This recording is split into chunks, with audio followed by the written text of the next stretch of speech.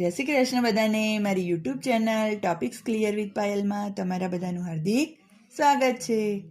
કેમ છો મારા વાલા વિદ્યાર્થી મિત્રો? આજે આપણે જોવાની છે પણ ઇંગ્લિશમાં. તો ચાલો જોઈએ. જેનું નામ છે two silly goats. Let's go. તો સૌથી પહેલા પિક્ચરથી સ્ટાર્ટ કરીએ.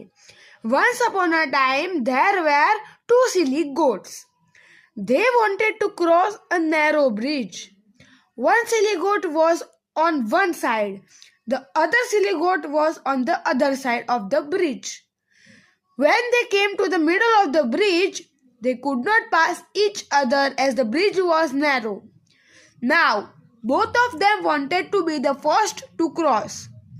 They began to fight. As they were fighting, both of them fell into the water and drowned. Moral: foolish is always punished. तो अब मैं आपको थोड़ा हिंदी में भी समझा देता हूँ. तो देखो, एक बार की बात थी.